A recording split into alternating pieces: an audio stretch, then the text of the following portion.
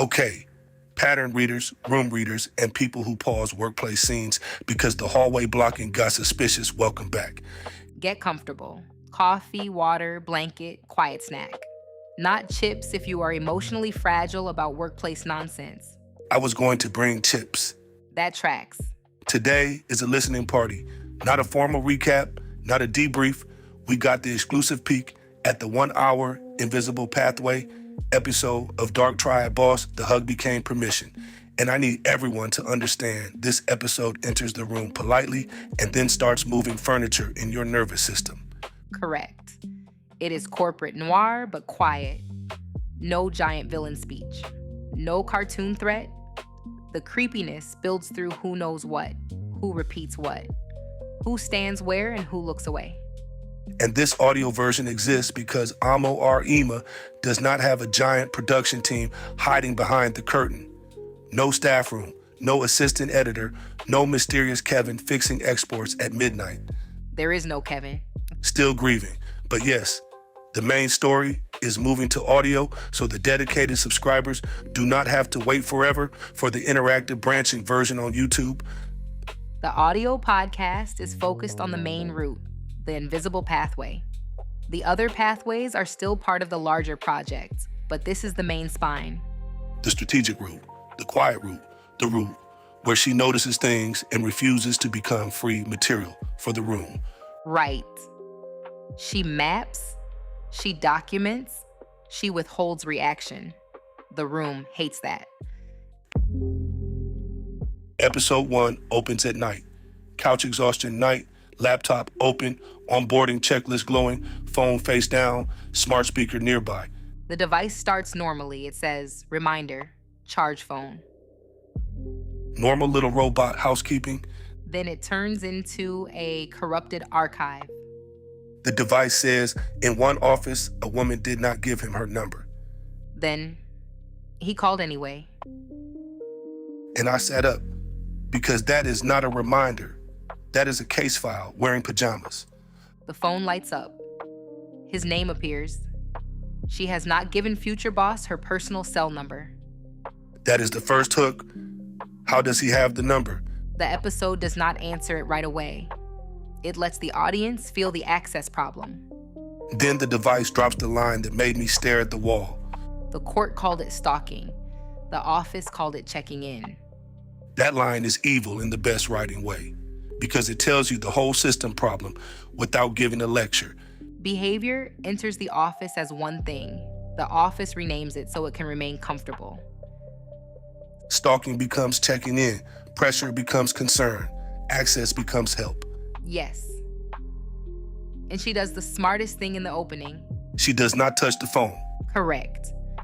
I would have touched it, opened the message, accidentally turned on the flashlight, then somehow joined a calendar invite from 2 jobs ago. That is why you are not the invisible pathway protagonist. I am an anxious bonus route with snacks.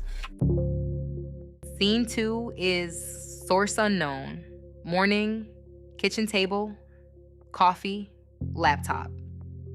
She checks everything that might explain how future boss got her personal number. Contacts, staff directory, onboarding paperwork, welcome email, shared leadership contact sheet, human resources forms, meeting invite roster. Nothing shows her personal cell number. Then he texts, "Are you coming to leadership today?" But her supervisor already emailed, "Focus on training this week. No need to attend leadership meetings yet." So it is not just a number. He is trying to redirect her onboarding instructions. Before he has authority over her. That is the part. He is acting like the boss before he becomes the boss. She screenshots both messages and creates the folder. Unrequested contact, source unknown. That folder title is so cold. No drama, no rant, just source unknown. It is useful because she is not trying to prove motive yet. She is preserving the access question. And the access question is the monster under the desk. Right.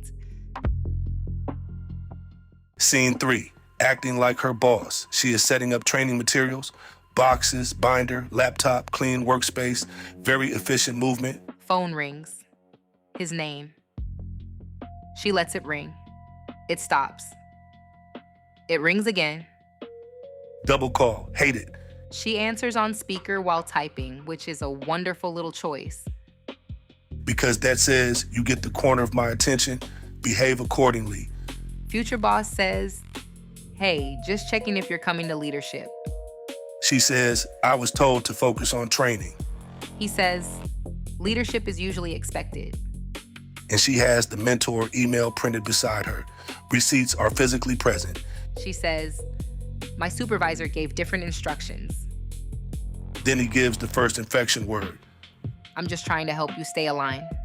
Aligned. Put a pin in that. Actually put 12 pins in it and connect them with red string. Corporate language is very good at hiding appetite. That sentence is disgusting and accurate. She says, "Okay." Then she ends the call. No debate, no apology, no performance.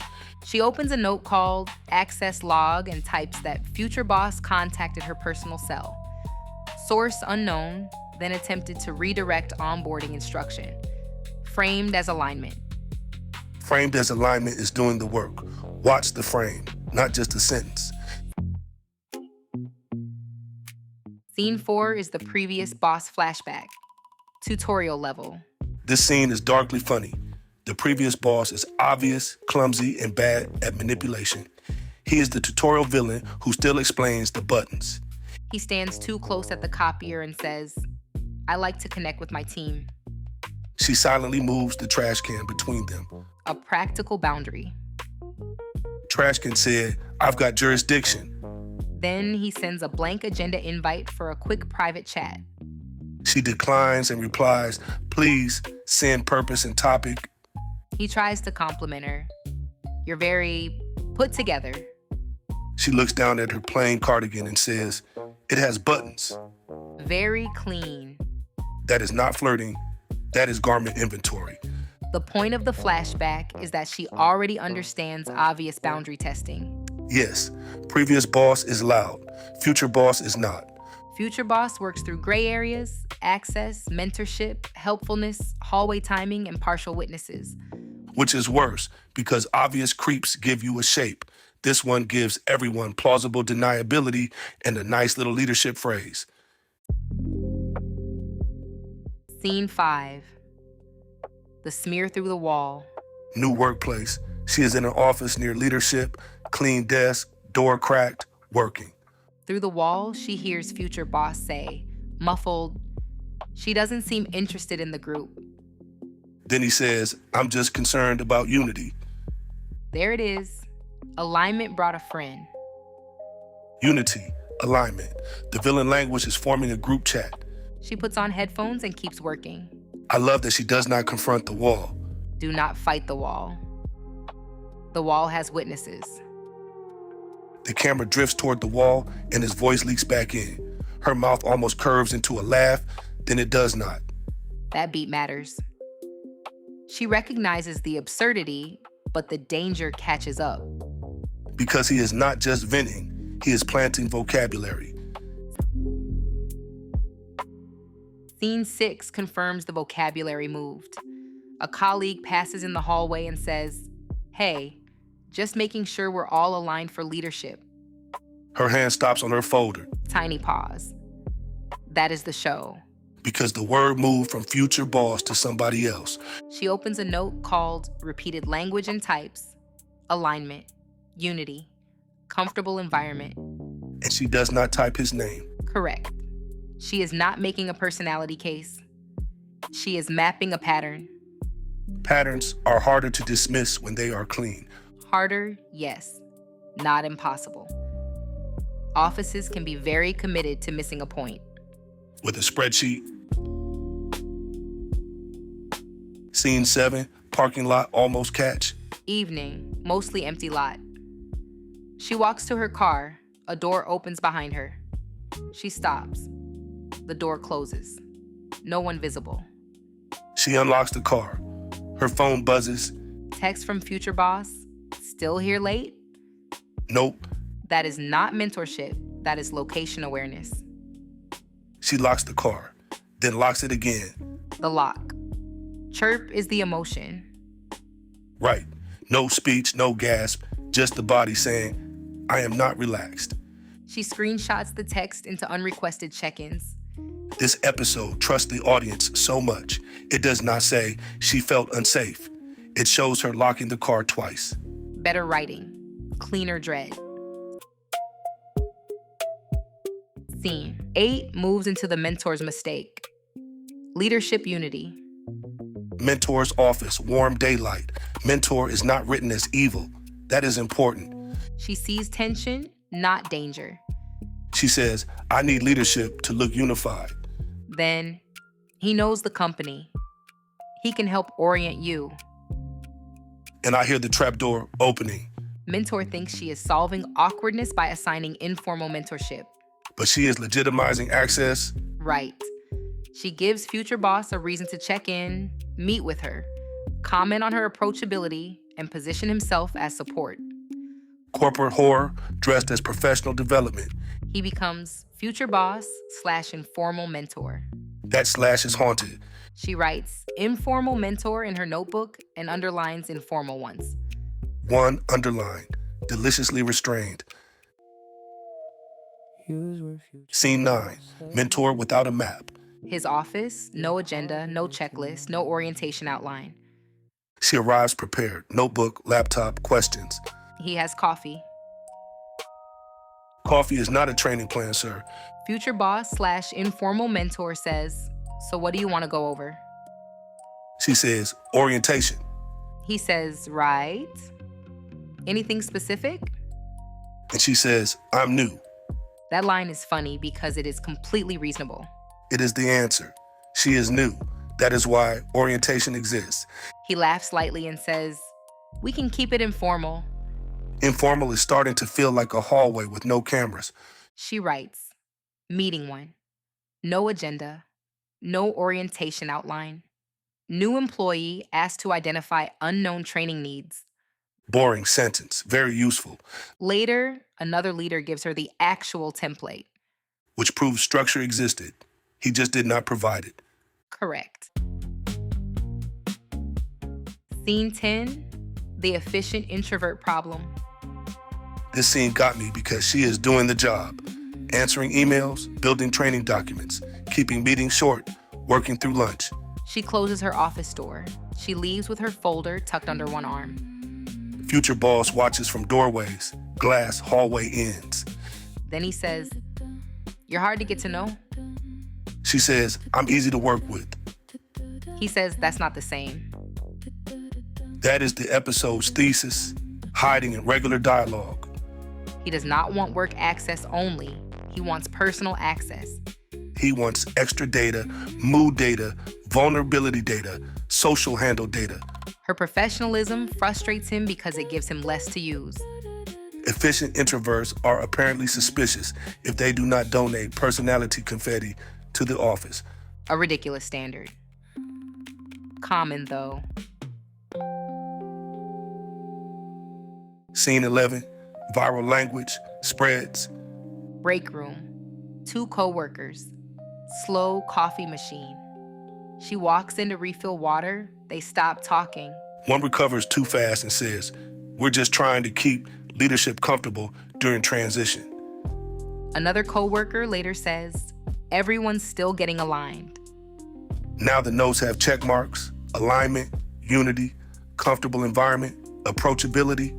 The words are moving without his name attached. That is how a smear becomes culture. Yes.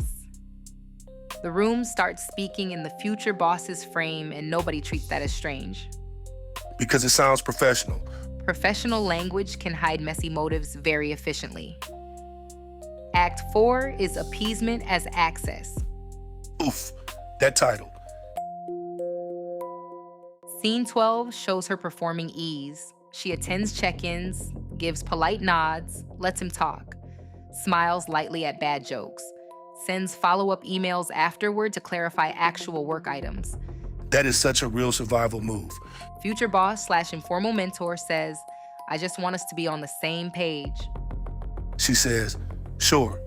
He says, I don't want mentor thinking we can't work together. She looks at him and says, she won't. His shoulders drop. He relaxes. And she notices. She writes, appeasement reduces pressure, does not improve guidance. That note is brutal. It shows the trap. Her politeness lowers immediate friction, but it also feeds his access. The short-term peace has a cost. Right. The room rewards compliance, then stores it as rapport. Scene 13, workspace geometry. This is one of the strongest invisible threat scenes. He never blocks her in a cartoon way. He occupies almost wrong places. The vanishing point of her cubicle row, near the copier, beside the hallway she uses to exit. He shifts half a step, not enough to be cleanly accused of blocking. She pauses, then goes around. A coworker sees only her detour and looks confused. He smiles like the pause mattered. That is the danger. The room sees her adjustment, not his pressure. One dot sounds silly. Repeated dots make the map. And she is collecting the map. I love that there is no dialogue here. The hallway is talking. The hallway is very loud. Scene 14, the watching gets worse. Almost catches, parking lot, elevator, schedule comments. She changes parking side. Next day, near the elevator, future boss/informal mentor says, new parking spot? She gives a polite smile. No answer. She leaves early. Next check-in, he says, you were out fast yesterday. She opens the notebook and writes the date. He sees the pen move and changes subject. The pen scared him. The pen changes the risk. Then he says, anyway, leadership wants us aligned. Back to the phrase. Always back to the phrase. Her notes list schedule comments, late departure, parking location, early departure, meeting attendance. That list is enough. The episode does not need her to explain fear. The pattern explains itself. Scene 15 returns home. Device story, the number. She is asleep on the couch again. Laptop open. Call log visible. Phone beside her. The device glows and says, timer complete. No timer was set. Absolutely horrible. The device says, in one office, a woman never gave him her number. Then he called it concern. She called it evidence. Then this one. When the court asked how he knew her hours, he said everyone knew. Everyone did not. Everyone did not. Tiny sentence, big chill. The phone number mystery expands. It is not just contacts. It is schedule knowledge, parking awareness, leadership attendance, late departures. Unauthorized knowledge. Correct. The device is not giving her a tutorial. It is acting like the archive already knows where this kind of story goes. Which makes the home scenes feel haunted without needing ghosts. Act 5. The gray area. This is where the title finally arrives. Scene 16. Mentor announces departure. Leadership meeting, cold conference room. Mentor has a folder and packed briefcase. She says, I wanted to tell leadership directly. Pause. I'll be transitioning out of my role. The room changes. Then she says, during the transition, he'll be stepping in as interim. I had to pause there. You did. You said, oh no, like the office could hear you. Because the mentor accidentally handed him the keys after legitimizing his access. He lowers his eyes like humility. Fake, humble, terrible flavor. Then he looks up, not at mentor, at the narrator, then away. Small professional smile, not long enough for anyone else to catch. The power map redraws itself. And he knows it. Scene 17, the slow office. Late afternoon, early evening, not empty, not busy. Half the desks are vacant. Copier glows green. Mentor is packing. Co-workers at the copier. Glass exit door visible. He does not approach immediately. He waits. 2 people leave. One person steps into the break room. Mentor turns away. He checks the hallway once. Tiny movement. Pattern readers catch it. Then he steps into the corridor and positions himself between her and the glass exit door. Not fully blocking. Enough. Enough is the villain in this episode. Interim boss says, "Big change." She says, yes. He says, "We'll need to stay close through the transition." Stay close. No thank you. The words are deniable. The blocking is not innocent. That is the whole thing. He could claim operational closeness while standing in the exit path. The hallway supplies the meaning. Scene 18, the hug became permission. Camera is far back through distorted corporate glass. Mentor is out of focus, packing, coworker at copier, eyes down. Narrator and interim boss are in the threshold between conference room and hallway. The exit door is visible behind them. His office door is open farther down the hall. He opens his arms, not big, not dramatic, normal workplace hug shape. Which is why it works as a trap. He says, come here. She does not move. He says, we're all friends here. Then softer. Don't make it weird. There it is, the trap sentence. Because now the choice is not simply hug or do not hug. The choice is whether to resist in a frame he prepared. Partial witnesses. Mentor turned away, coworker looking down, exit behind him, phone in her hand, his name still in recent calls. She steps forward. Brief hug, polite, controlled, wrong. His hand lands high on her back. Professional enough for a casual observer. Held long enough for her body to freeze. She steps back and smooths her blazer sleeve where his arm touched. Coworker glances up, relieved, and says barely audibly, "Good, they're fine." I hate that line. It is the room writing the file. The coworker is relieved because the visible tension resolved. Only because she complied. So the room edits pressure into rapport. Yes, the coworker does not record the trap. The coworker records the outcome. They're fine. He smiles like the room confirms something. Not because the hug meant mutual comfort.